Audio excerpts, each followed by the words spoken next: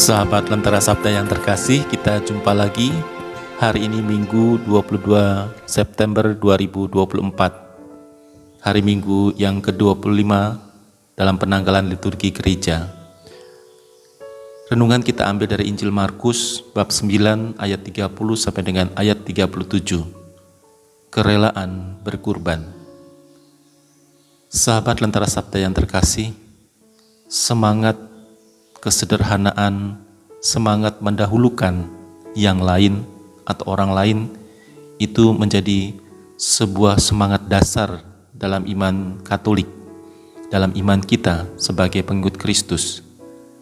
Mengapa semangat sederhana dan semangat mendahulukan menjadi yang utama di dalam kehidupan beriman kita? Karena kita ingin mewujud nyatakan sabda-sabda Tuhan yang selalu tergerak hatinya oleh belas kasihan.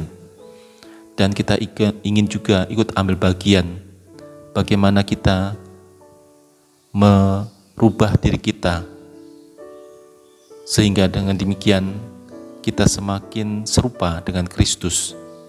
Kalau kita serupa dengan Kristus, maka kita menjadi saksi di tengah-tengah dunia bahwa semangat kesederhanaan dan semangat mendahulukan pada kepentingan yang lain itu menjadi sebuah spiritualitas yang kita bangun di dalam kehidupan beriman, supaya semakin banyak orang justru merasakan kehadiran Allah. Tuhan Yesus selalu berpihak pada orang-orang yang lemah, kecil, miskin, terlantar, dan difabel. Dan itu juga menjadi semangat kita semua, bahkan kita berulang-ulang mengingat kembali, mewujud nyatakan, dan juga melakukan karya-karya ini di dalam hidup menggereja. Semua orang dilibatkan untuk ambil bagian dalam karya Tuhan Yesus di tengah dunia ini. Maka buah semangat dasar ini mesti melandasi kehidupan beriman kita dan juga kehidupan sosial kita. Semangat kesederhanaan harapannya adalah melahirkan kerendahan hati, ugah hari, dan semangat untuk terus berbagi satu sama lain. Dengan sederhana, maka kita merasa bahwa kita tidak menjadi orang yang egois, orang yang serakah, yang mau menguasai orang lain, bahkan menguasai bagian dari yang sebetulnya diterima oleh orang lain. Dan sikap-sikap sederhana itu kita wujudkan dalam hidup kita sehari-hari. Hari-hari ini kita masih segar dalam ingatan kita bagaimana kehadiran Bapak Paus Fransiskus di Indonesia tanggal 3-6 September yang lalu. Dunia terpukau dengan semangat kesederhanaannya yang begitu luar biasa sebagai seorang pemimpin dunia.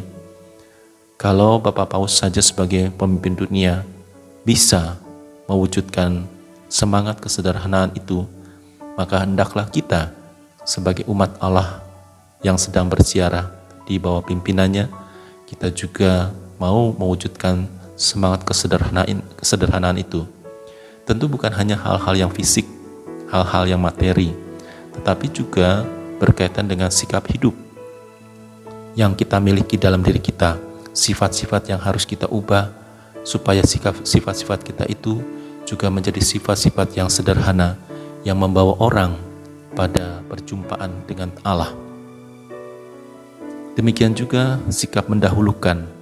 Kadang-kadang kita mendahulukan kepentingan kita sendiri dibandingkan kepentingan orang lain. Kalau misalnya kita disuruh memilih, maka kita mesti memilih bagian kita terlebih dahulu, sisanya untuk orang lain. Dan ini mesti kita balik. Cara berpikir ini, cara bertindak seperti ini, mesti kita balik. Mestinya kita memberikan dahulu kepada orang lain, baru kita nanti sisanya. Bahkan kalau kita tidak dapat pun tidak masalah. Menjadi kepuasan bagi kita sendiri kalau kita bisa mendahulukan orang lain. Kita membiarkan orang lain menikmati apa saja yang mereka perlukan. Tentu semakin luas lagi, bukan hanya soal materi. Bagaimana kehadiran kita dan juga pikiran kita, perbuatan kita mendahulukan kepentingan orang lain, mendahulukan mereka yang tak berdaya. Tentu sikap mendahulukan ini bukan berarti orang-orang yang tidak sakit, orang yang kuat, orang yang mampu disingkirkan. Bukan begitu, tetapi melainkan orang yang kuat, orang yang mampu, orang yang berdaya justru dilibatkan oleh Tuhan untuk ambil bagian juga memperhatikan mereka yang tak berdaya. Oleh karena itu, sahabat Lentar Sabda yang terkasih, marilah kita mohon pertolongan Tuhan agar dua sikap dasar ini terwujud di dalam kehidupan kita sehari-hari. Sikap kesederhanaan dan sikap mendahulukan. Tuhan memberkati.